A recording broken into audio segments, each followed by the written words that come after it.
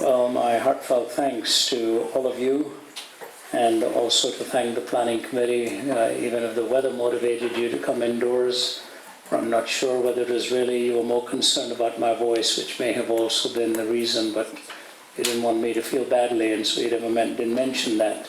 But thank you for doing it. I don't often struggle with my voice over many days, but I have just been speaking and going back to my room and sitting there all day, bathing it with salt water and your great Manuka honey.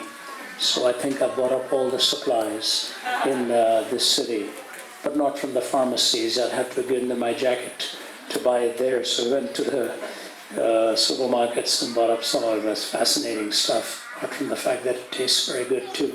So I've been enjoying that. But thank you for giving me the privilege of speaking indoors. I think it'll be easier for me. My wife was getting very concerned.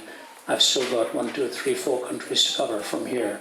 I don't get back to Atlanta till the 18th of March, so I've got a long way to travel. Also, Stu, thank you for your hospitality and all of the communications with my assistant, Linda, over these years.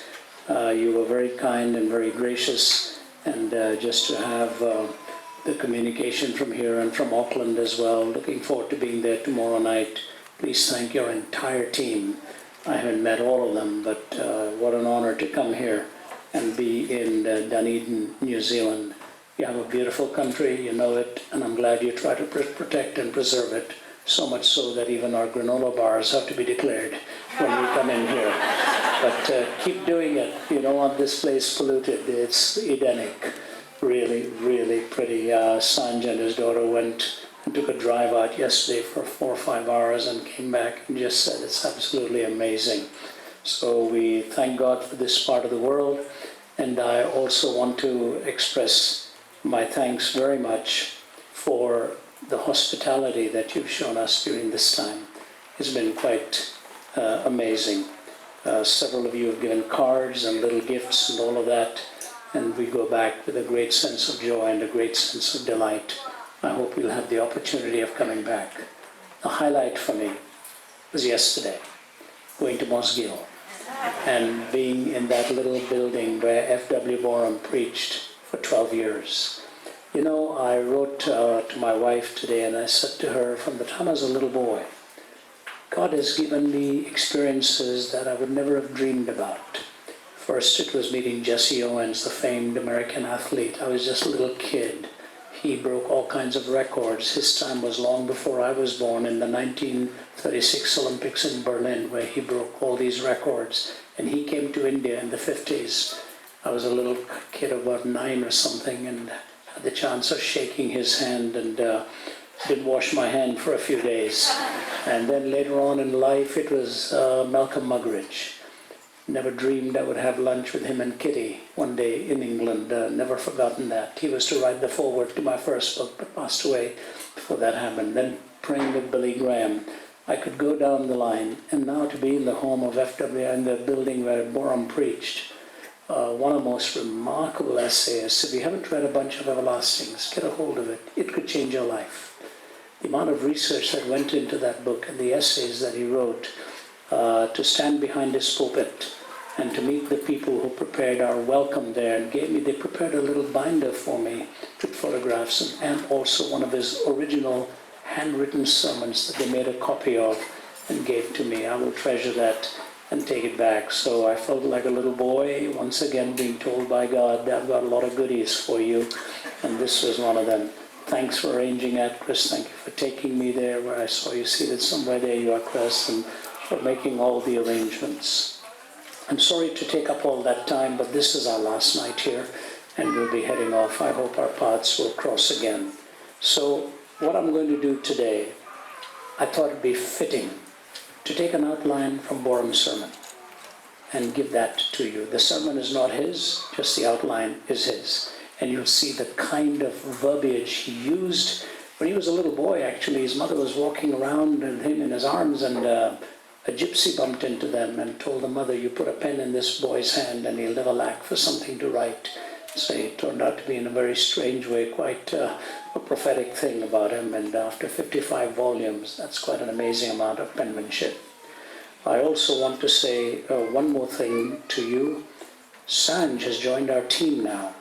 And when he left his company with a lucrative career ahead of him, his boss looked at him and said, I can't compete with Jesus. And so but what is even more amazing is subsequently he's led his boss to the Lord.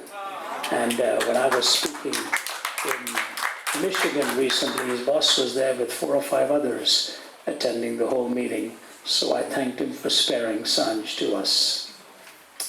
And so I want to talk to you about a problem you probably don't think about with this title.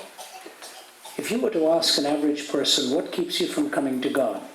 They would say something like this: too much of evil, too much of suffering, too much of pain in this world. It just seems so incoherent. How can God allow so much suffering, evil? And I've written a book on it, 2 or 3 books on it, one of them co-authored with my colleague Vince Vitale. But I want to say to you that the older I get, it's not the problem of evil that troubles me as much. Chesterton put it this way: meaninglessness does not come from being weary of pain. Meaninglessness actually comes from being weary of pleasure. Meaninglessness does not come from being weary of pain. Meaninglessness comes from being weary of pleasure. Think about that.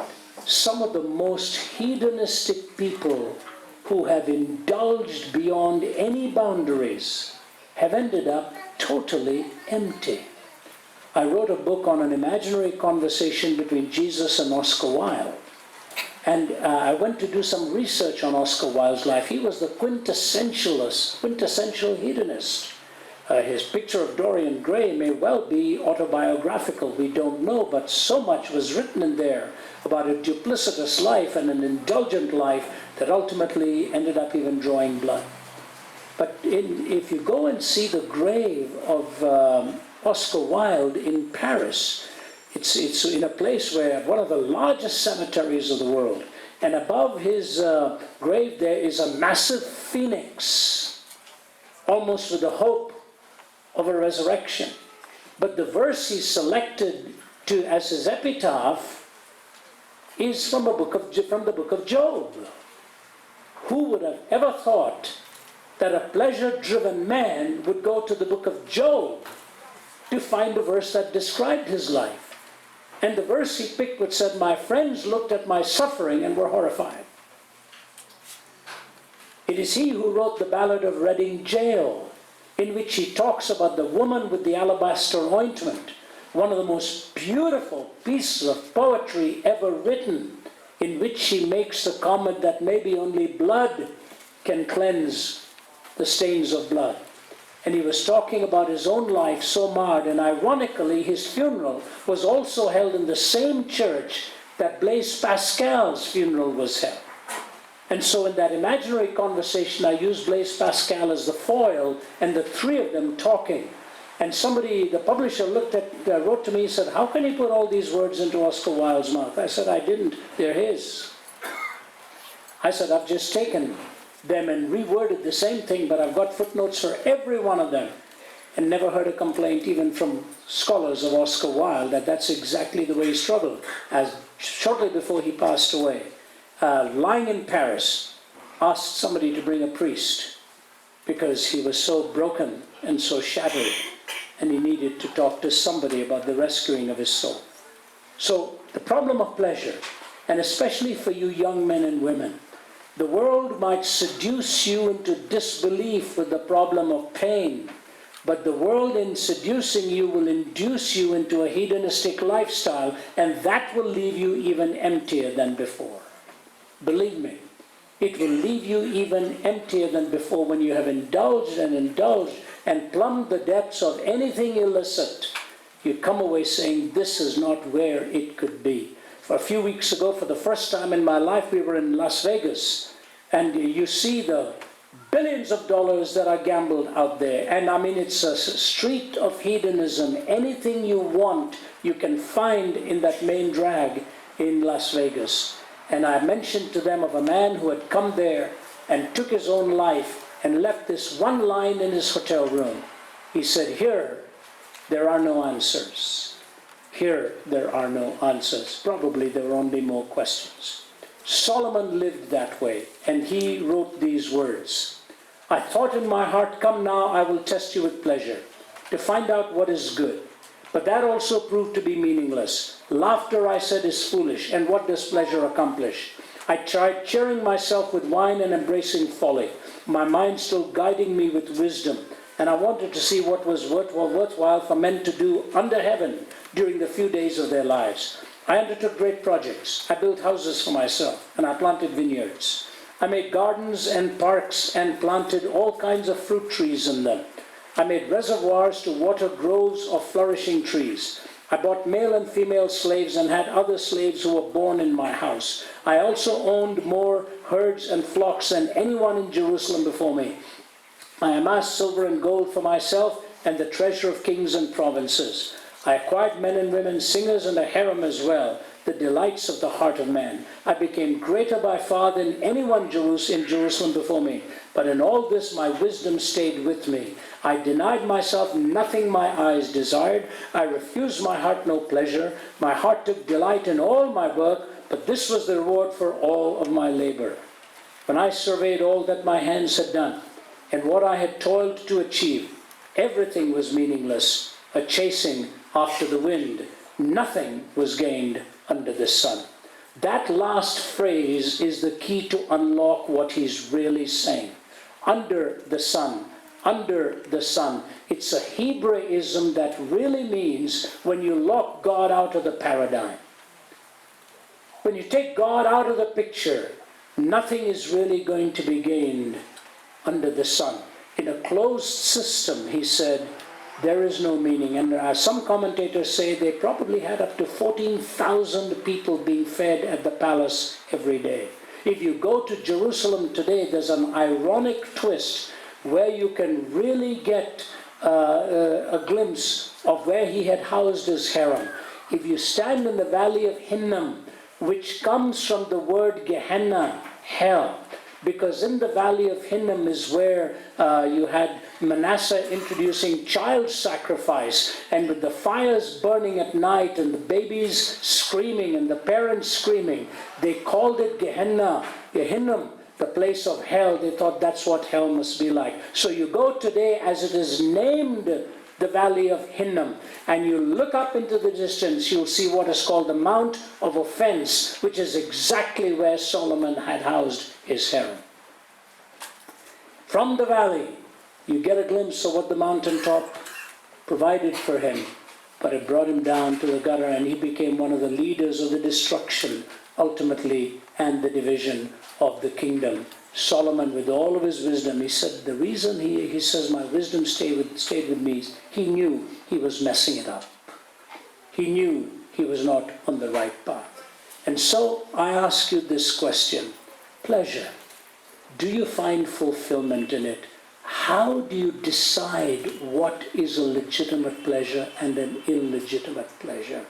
Once you answer that question and follow the imperatives, you will find God is not against pleasure. In fact, the Bible says at his right hand are pleasures forevermore, the delights for which God has made you and me.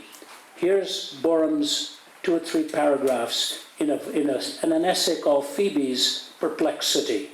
Laughter, merriment, and fun were quite evidently intended to occupy a large place in this world. Yet on no subject under the sun has the church displayed more embarrassment and confusion.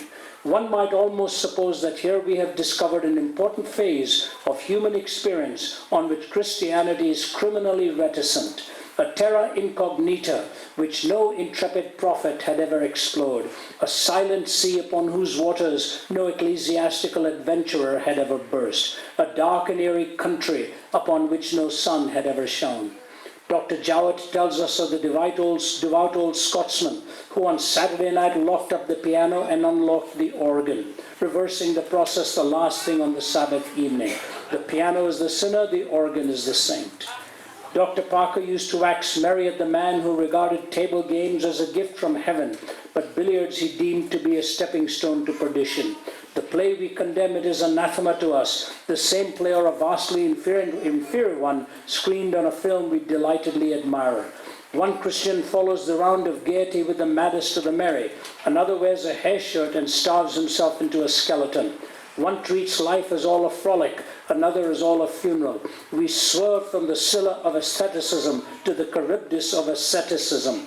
We swing like a pendulum from the indulgence of the Epicurean to the severities of the Stoic, failing to recognize with the author of Ecce Homo that it is the glory of Christianity that, rejecting the absurdities of each, it combines the cardinal excellencies of both.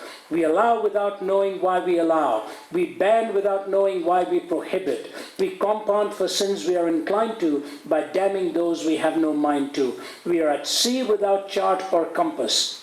Our theories of pleasure are in hopeless confusion. Is there no definite doctrine of amusement? Is there no philosophy of fun? There must be, there has to be, there is. Now that's Borum for you. He says it so lucidly and so poignantly that every phrase is intended to evoke your attention to find out how we swerve from extremes, the Scylla of asceticism to the Charybdis of asceticism, the extremes to which we go. He says, is there no doctrine of amusement? Is there no doctrine of pleasure? There must be, there has to be. He says there is, and he gives us 3 principles. I will give you those 3 principles and I will fill in the content in each one of them. The question really is, so we know the love of God, now what? Where do we go? I believe if you understand where you truly find your pleasure, you will celebrate the love of God the way it was intended to be celebrated, and you will be a fulfilled person in delighting what God has provided for you and for me. So here it is. The first principle that he gives to us is this. You know, Borum had that way of angling into something which took a very probing mind. If you and I read any one of these verses, we would never have come out with these principles. He goes to Judges 7. And what's happening there? Gideon is looking for a big army to fight a mighty army. So he's asking God to help him build a big army, but he doesn't have the numbers. In fact, when he does find a certain number, God says, you've got too many. Reduce it. So he reduces it and sends a handful of them home, and God says, you've still got too many. So what are you doing with me, Lord? He says, look, take these boys over to a riverside and let them bend down and take a drink of water. While they're taking a drink of water, you will see 2 ways in which they drink that water. Some will lap it up, some will cup their hands, and I want you to select this bunch of people the way they drink it, and you'll have 300 of them. The rest of them you can send home. So Gideon says, you want me to take 300 to face this mighty army? He says, yes. But you take them to the river and they will be refreshed out there. Why didn't the people think this was a test? Why did they not think this was a truck moment in which something was going to happen? And Borum gives me the principle. Anything that refreshes you, without distracting you from diminishing or destroying your final goal in life, is a legitimate pleasure. Anything that refreshes you, without diminishing, distracting, or destroying your ultimate goal in life, is a legitimate pleasure. What a powerful principle, because it hides a nugget in there. What is that nugget? You must first decide what is your ultimate goal. What is your purpose? Once you understand your purpose, you know which is a legitimate pleasure and which is an illegitimate pleasure. If your purpose in life is to build a happy marriage, you know what is illicit and what is not illicit. If your purpose in life is to become a disciplined athlete, you know what it is going to take and what can hurt your physique and what can help your physique, what can make you the best and what can hinder you along the way. If you want to be brilliant in your studies, you know what will distract and what it is that you need to follow in order to accomplish that. I remember when I first got into this ministry, I thought to myself, you know what? God has a sense of humor. My dad always railed upon me and called me all kinds of names because I hated books. And I said, now the rest of my life is going to be spent with books. I have a large, multiple thousand library. You know, the Jewish philosophers in the Bible would talk about the millennial motif as each man under his own fig tree. I think a nice motif could also be each person in his own library, having all the books you want to read and enjoying them. But the marvelous thing that I want to leave with you here is this thought. You have to establish your purpose. Decide in your heart what it is you want to accomplish, not so much in your doing as much in your being. If you notice, most of the Sermon on the Mount has to do with your being. Yes, it tells you what to do, but it is the being, it is the rule of Christ in your heart. That's what the kingdom of God is all about. Who, looking for goodly pearls, the man finds one pearl of great price, sells everything that he's got in order to buy that pearl. When I was a young teen, everything seemed to happen by accident. The first sermon I preached, because the one who was to preach didn't show up. The first time I responded to the invitation, it was actually a thoroughly boring sermon. I don't have any hesitation to tell you that, because I met the man years later who looked at me and said, "Whatever brought you forward that night?" He was from the United States, a famed leader by the name of Sam Wolgamuth. He talked in a monotone. Nobody walked forward at the invitation. Nobody. I got up. So something about that man that's so genuine. I don't know what he's got, but I want it. I couldn't tell you a lot of what he preached, but I said, whatever he's got, I want it. He is so genuine. He then adopted me as one of his sons, and every year, living in Chicago, he would cover the country visiting all of his kids. He would always stop by in Atlanta and visit Margie and me. And he would put his arm in mine, and we would walk as he would his senior years, and he would just tell me, he said, "Ravi, I always wondered why I went to Delhi speaking under 110 degrees Fahrenheit in that auditorium. And I keep telling myself, God knew why he wanted me there." Shortly after that, we went to a youth camp. There were about 45 kids at that camp. And on the last night, the man who preached was also the man who had brought me a Bible in the room where I tried to commit suicide. And he preached for total surrender. We don't use those terms anymore.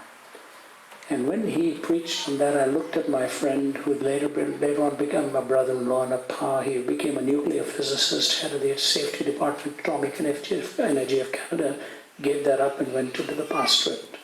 Sundar Krishnan, a great expositor from an Orthodox Hindu background, looked at Sundar and said, "You want to go?" I said, "Yeah." So let's go.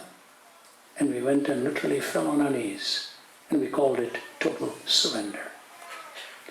We turned around to walk back. There was hardly anybody sitting. There were a couple of gals who were part of the group, watching the rest of us like this. I've never forgotten the picture. I thought, boy, there's a body language there. I don't know what it means. 20 or so years later, after we left India for Canada, Sundar and I were visiting Delhi. And a lady phoned. She said, "Ravi, I haven't seen you in 2 decades. I said, "That's right." She said, "Do you remember my daughters?" I said, "Of course I do." She said, "Would you come to our home?" I said, "Sundar is with me. Can I bring him?" She said, "Yeah." She said, "Come to our home." I said, "Is everything okay?" She said, "No." So we got into the cab and we went. When we arrived in the home, she said, "Come on upstairs."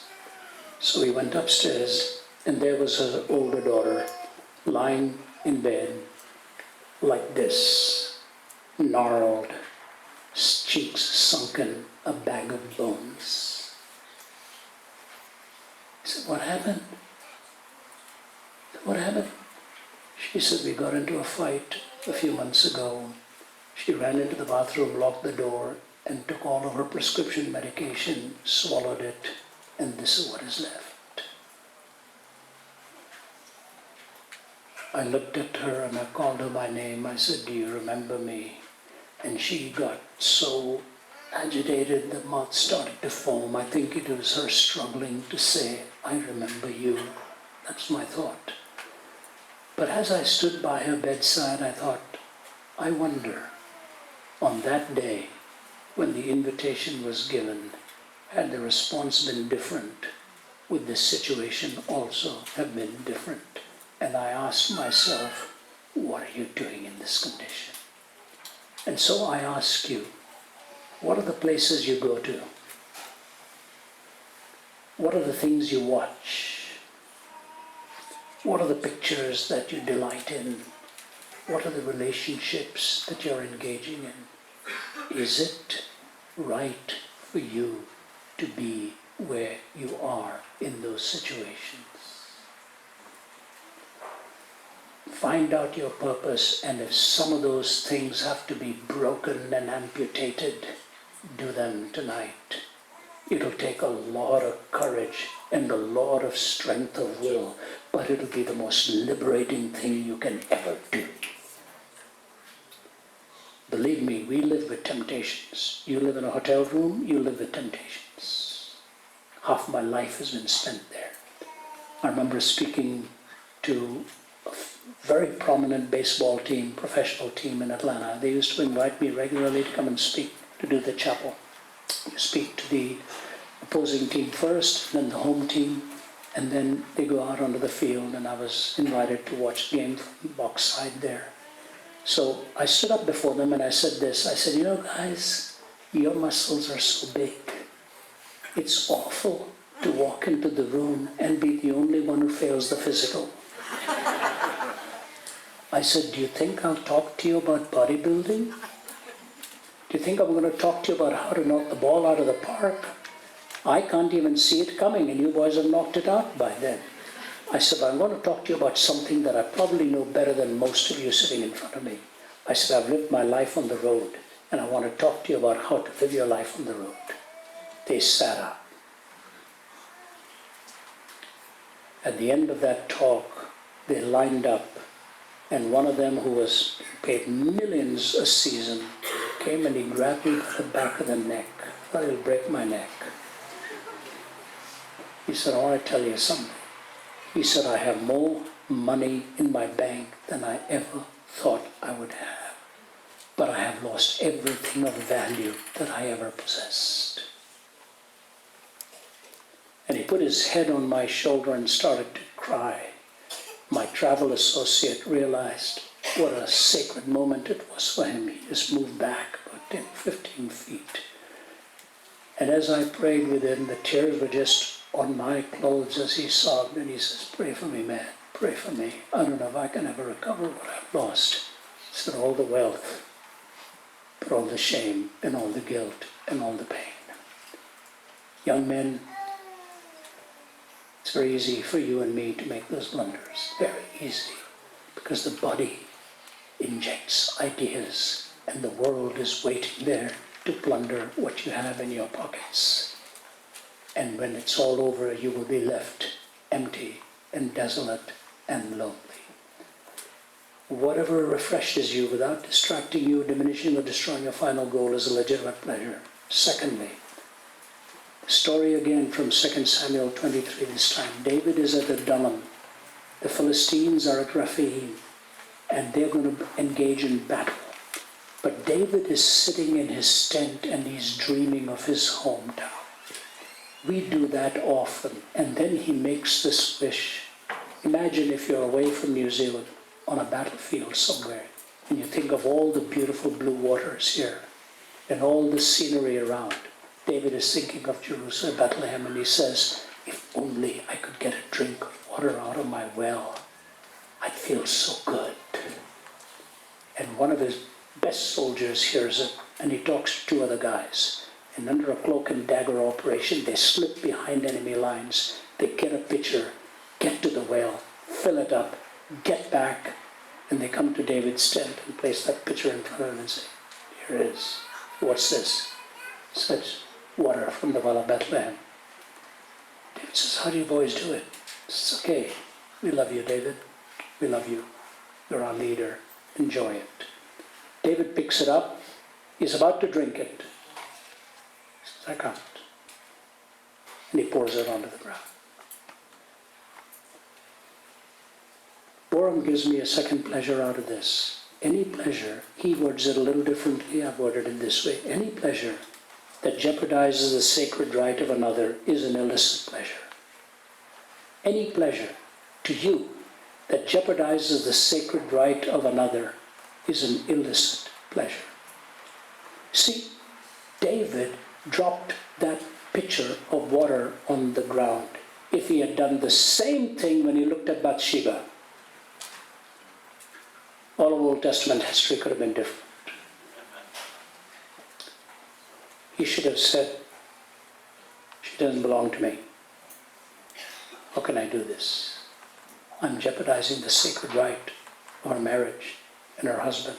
And ultimately he even had to draw blood. I remember when I read this, saying, I don't think I could go that far. None of us can predict how we react in dire circumstances. But I said, this is a bit extreme. And then I thought to myself, have I ever jeopardized the sacred right of another person? And God spoke to me in a way that I didn't expect him to speak. It actually floored me. And that was the fact that I'm a traveling man and I've been away from my family so much. And so you come back home after an exhausting trip and you're weary. You just want a few good nights sleep. And so I would just try to catch up. And I thought to myself, my kids, I haven't seen them for so long. And now my grandkids. What I do, and I've done since then, come back home, it doesn't matter what time of the day I arrive. I get showered up and we're off to see the family and enjoy a dinner. Even if I'm struggling to keep my eyes open, I would stay up till 10, 11 or whatever. Till some of them will say, Dad, please go and get some sleep. We appreciate it. And now to enjoy them at this stage of their life, and they recognize all that it has taken to do what was done, but you realize that they were the most important people in your life. They need to hear it. They need to be told. They need to be valued. I write to at least one of them every day. Today I wrote to my youngest son a few words of telling him what a precious boy he's been over all these years and never demanded or asked much. And we had a beautiful back and forth in correspondence. Are you jeopardizing the sacred right of another because of your profession? Does your corporate world get the best of you? Ministers can make the same mistake, can't they? They sit down at the table at the end of a long day, and the first time he's been with his spouse or she's been with his spouse, the kids, and the telephone rings and somebody's got an emergency. And you walk away and say, how can this be? M. Griffin was a professor at Wheaton College, became a famous speaker, a very famous speaker, and started to write books. And in one of his books, he tells the story towards the end. He said he came back one night, he was tired, he'd been on the road, and his wife looked at him and said, Em, can we just sit down and talk a while? He said, honey, I'm really tired. And I've got an early morning meeting. Can we wait for a couple of days? She propped the pillow up behind her and she said, Em, I know you've become so famous. It must be very difficult for you to love an ordinary person like me. I just want you to know, it's also becoming very difficult for me to love a person like you.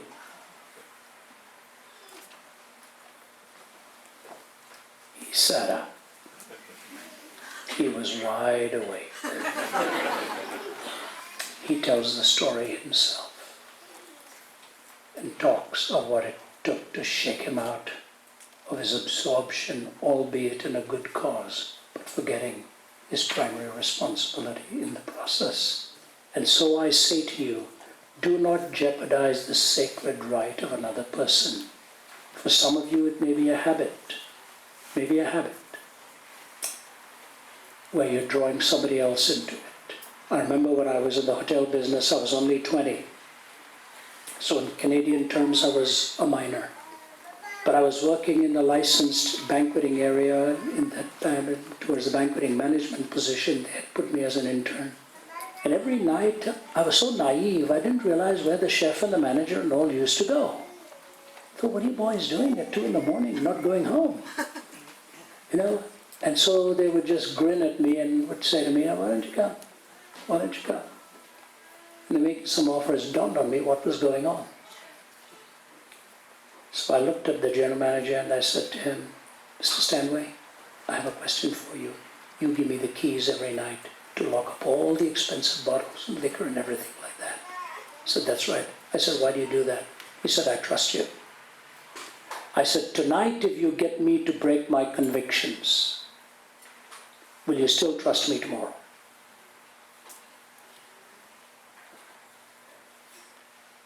He said, "I'll never ask you again." When I resigned and went into theological training, he walked me to the door, put his arm around me and said, "Ravi, this is the natural outworking of who you are. I hate to see you go, but if you ever want your job back, we'll have you back here."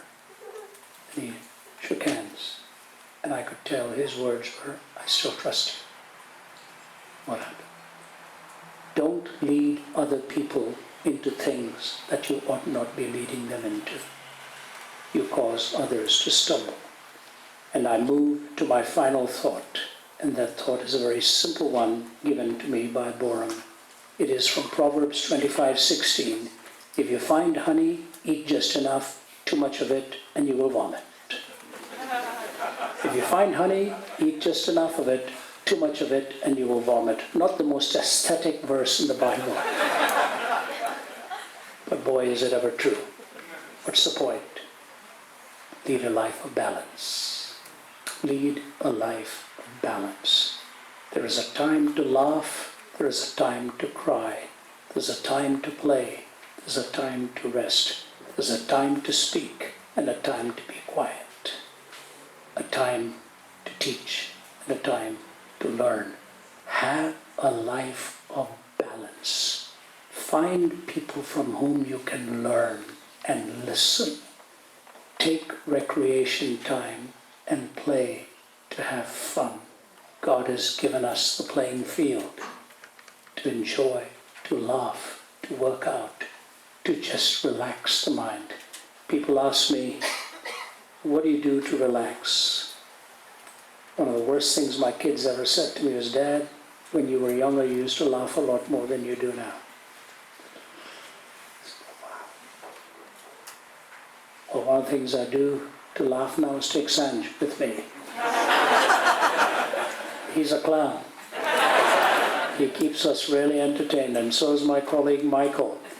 I've told my wife and my children, one of the fun things about being with this team is the laughter that they bring just when you needed it the most after a tense university event.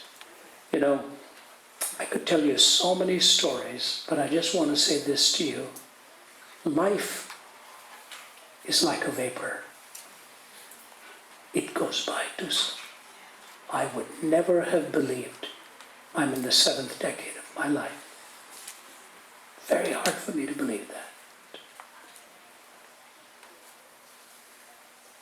It's gone like that. It's really gone like that. All the strength that you once had, you don't. After my 2 back surgeries, they bolted me down. For me to even take 2 steps in a stairway now is a challenge. Because I'm locked in with 2 rods, 4 clamps, and 8 screws. So once upon a time, I was a long-distance runner. Can't do it anymore. Once upon a time, I played cricket at my university in Delhi. They would never give me a bat again. The years go by, and to you young people I say, He's given you the best of your young have, but only the old know how to use. Enjoy your youth. Celebrate it. Run. Play. Do all the fun things, but don't squander the sacred for which God has really made you and prepared you. Then when you look back, you will say it's been a wonderful life. When I was young, I remember an older man sitting across a table from me, and he said to me, my wife and I were newlyweds, and he told us 2 funny stories. He looked at us and he said, "One word of advice to both of you, I said, what's that? He said, take 2 cars to church. I figured out he was telling me they have a lot of arguments when they both go in 1 car and one is always waiting for the other. So he said, take 2 cars for church. He had to explain it to me. And then he looked at me and he said, do you know what you are doing right now, Ravi? I just finished preaching. I thought, I mustn't have done a very good job. He said, do you know what you're doing right now? I said, what's that? He said, you are building your memories. Make them good ones. You are building your memories. Make them good ones. I want to close with 3 or 4 applications. Number 1 is this. All pleasure must be bought at a price of pain. All pleasure is bought at the price of pain. The difference between the false pleasure and true pleasure is this. For the true pleasure, the price is paid before you enjoy it. For the false pleasure, the price is paid after you enjoy it. Understand what I'm saying? For the true pleasure, the price is paid before by the will and resistance. For false pleasure, you pay the price, but you will pay after you enjoy it. Number 2, it is this. Meaninglessness does not come from being weary of pain. Meaninglessness comes from being weary of pleasure. Number 3, the closer you get to good things, the closer you get to God. C.S. Lewis points this out. The junior devil is trying to lure somebody away from God, and the senior devil is telling him how to do it, but he loses him and the man gets closer to God. And the senior devil said, what happened? He said, he used to go for a walk every morning, and when he was walking, he would just listen to the voice of the enemy. And it changed him, the enemy being God. He said then he started reading good books. The more he was reading good books, he was listening to the voice of the enemy. And the senior devil said, this way you blew it. When he took the walk, you should have convinced him it was for exercise and nothing else. And he would have detested the whole process in the morning. When he was reading all those good books, you should have convinced him it was only so that he could quote it to somebody else. That it wasn't for his own inspiration. The closer you get to good things, the closer you get to God's voice. And the last thing I say to you is, the greatest longing we have in life is for intimacy. That's why even in marriage, the consummate act is exactly what it is. The consummate expression of 2 bodies. And with God, it's a consummate expression of your spirit, totally committed to Him. I don't know what it's going to take, but whatever it takes, I pray tonight some of you will make a commitment and say, I'm going to find my pleasure in God and God alone. Some of you may have heard me tell this story, and so what I'd like to do is just close with this. When I was 25 years old, I was invited to go to Vietnam to preach. I was so overwhelmed by this responsibility, but about 3,000 came to Christ in those 4 months. And little did I dream that a revival had broken out. I was 25, my interpreter, Hien Pham, was 17, cumulative age 42. And revival broke out. I was reading a book one day in an airport which said, the history of the church in Vietnam, and I was reading it. It said, the revival that broke out in Vietnam was in 1971 at the preaching of 2 young men.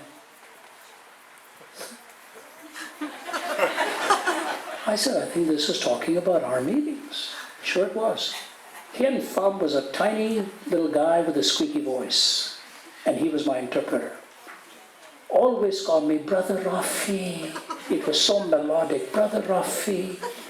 So we were preaching. At one point in one sermon, he stopped me in the middle and said, I can't take any more.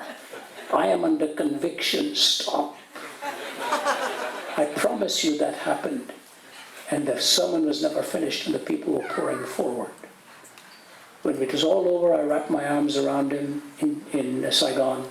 Said, I don't know if I'll ever see you again. Hien. He said, I hope I do, but our country is going to fall any day now. So I left. 17 years later, he was, I was there in 1971, it was 1988. I remember I was in Vancouver because the Commonwealth Games were going on at that time. And I get this telephone call at 11 p.m. at night. I picked it up.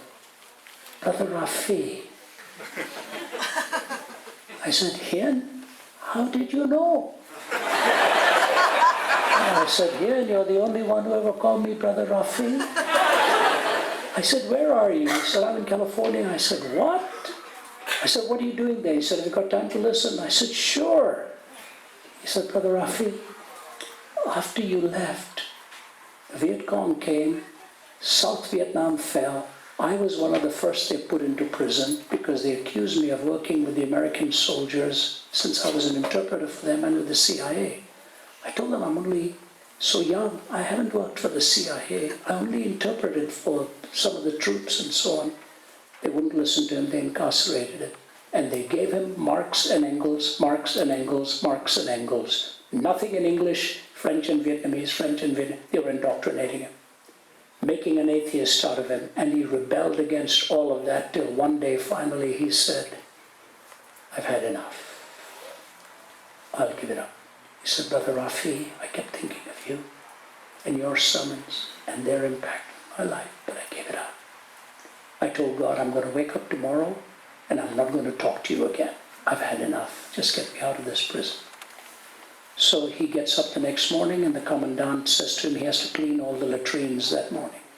So he puts on all of his rubber equipment type thing, goes in there and he's sloshing the water around and he looks at a tin can with paper with excrement on it. But he noticed one of those pieces of paper was in English. So he looked around, hosed it off, put it into his pocket. Late at night, when everybody was asleep, he takes out his flashlight and he looks at the paper in English. It's still damp. Right-hand corner, Romans chapter 8. For we know that all things work together for good to them that love God and that are called according to his purpose. For who shall separate us? He started reading. He said, Brother Rafi, I started crying so hard I had to hold my pillow against my mouth, wondering if the people would say, what is happening? I said, God, you wouldn't let me out of your reach for even one day. I'm sorry. I'm sorry. And he said, Lord, would you allow me to work in the latrine again tomorrow? So he goes to the commanding and says, can I clean the bathrooms again? I thought he was crazy. He said, no, I enjoy it. So he'd go back to that can, more pages from the New Testament. The commanding officer had been given a Bible. He was tearing pages out, using it as toilet paper. And he would wash it off, come back and have his devotions up. Finally, he was released and they told him to get out of there. So he went. He started to build a boat to escape. The daughter of one of the vice presidents found out and started to fund him. Said, if you will take me and some of my friends, I'll help you pay for the whole thing. So 52 of them brought in the money and he started to build a boat. 4 days before he was to leave, a group of Viet Cong come armed to the teeth and say to him, are you trying to escape? He said, no. So are you telling us the truth? He said, yeah. You're not trying to escape? He said, no. If we find out you're in trouble. He said, yeah, I'm not escaping. After they left, he said, there you go, God. I'm doing it my own way again. He said, I prayed a prayer that I hoped would never be answered. I said, God, if you'll send them back to me, before I go, I'll tell them the truth. Hours before they were to depart, 4 of these boys arrived. They take him by the collar, ram him against a wall. You're going. We know it. He said, yes. Are you going to kill me? They said, no, we want to go with you. And 4 of these boys got onto the boat with them, and he said, Brother Rafi, we would have been drowned and capsized in the high seas of the storm. These 4 boys were brilliant mariners, and they got us to safety into Thailand. So now I have a scholarship. I'm going to Berkeley.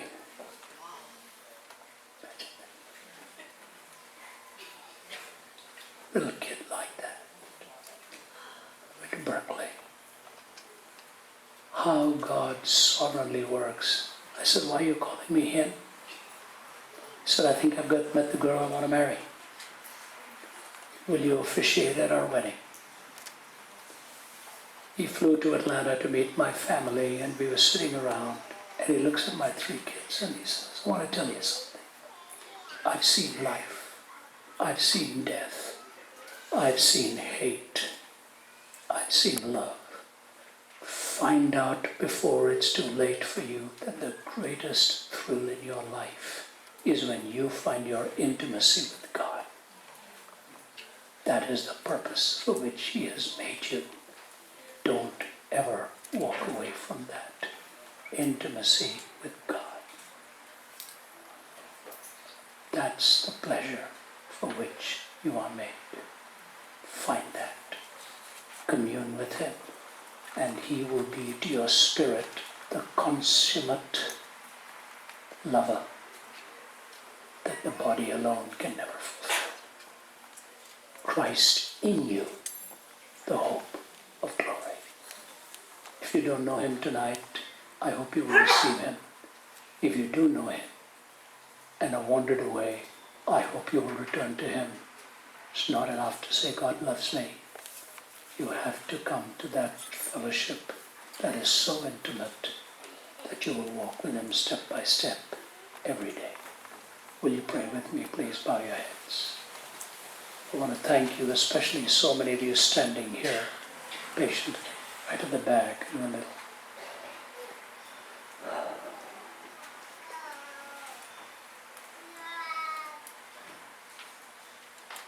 Lord, it's so nice even to hear a little baby's voice. Sign of life. But our cry comes to you tonight. We need you.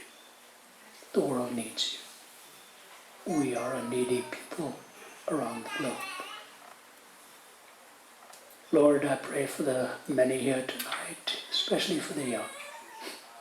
Let them find their pleasure in you. Let them know that you seek to dwell in them and have that intimacy with them in worship. Help us, O Lord, to find our purpose. Help us never to jeopardize the sacred right of another. Help us to lead a life of balance.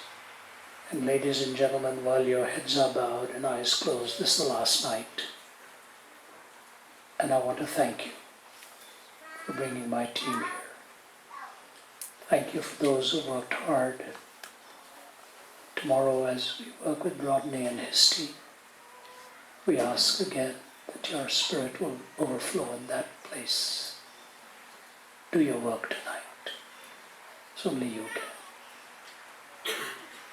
If God has spoken to you tonight, and you're willing to say, Ravi, I've blown it, my pleasure, I've walked away. Or you're willing to say, I really don't know Jesus, Ravi. I would like to know Him. My life is empty. If your prayer tonight is to have that closeness with the Lord who has made you, and try to build or rebuild from where you were, and it's a decision that God is prompting in your heart to turn to Him, will you give me the privilege of praying for you? Please. I would be honored. But do it because God is prompting you. You want to say, I need the Savior. Or you want to say, I've blown it. I wish to return and walk with Him. Just slip your hand up and put it down. I would love to pray for you as we bring this evening to a close. And God will minister to you and meet you. Thank you, sir. On my right. God bless you. Right at the back there. Again on my right. Hold it up high so I can see it. I'm looking across on my left. Thank you, young man. God bless you. Yes. Again. Again there. And there. Right at the back. Thank you. This is a matter between you and God. Yes, thank you. My far to the left again. What you're really saying is, pray for me. I need Christ tonight. Thank you, two men there. If I've seen it already, just put it down so I don't make a double affirmation here. Hold it up high. And with that upraised hand, you're saying, Ravi, I need to get right with God tonight. Please pray for me. I'm going to look across the sweep of this room one more time, starting from my left. Just hold that hand up high and say, all right, my time has come. Thank you, young lady. God bless you. Anyone else on my left? Yes, young man, God be with you. Thank you. Thank you. Young lady there as well. Wonderful to see the young doing this. Through the middle, yes ma'am. Thank you. And on my right. And look, and maybe I'm going to say this because I think it's important, especially for you young men. This is a tough message. But tonight, if you're willing to break some habits and start anew, say, this is for God. Why don't you do it? Say, you have read my mind. You have read my heart. Please pray for me. Just hold it up high. Let me pray for you as you do that. Thank you. The front here. Thank you, sir. My left. Father, for these hands that have gone up, would you please do your work as only you can. On behalf of all of my colleagues, dear Jesus, thank you for bringing us to Dunedin. It's a long way from home, but what beauty lies here, and what a privilege you've given to us to see this part of your creation. Bless this land. May some of its greatest days be ahead because they listen to your voice. Minister to those who made this commitment. And if there are those still running from you, speak tonight so that even by their bedside they will say, I need you, Lord. Thank you for those who worked hard, fill their hearts with peace. Take us safely on to our next assignment, and may we be pleasing to you. In the name of our Lord and Savior Jesus Christ. Amen. I'll let Mark tell you what to do. If you've raised your hand, how you may meet somebody and get some counsel. Thank you.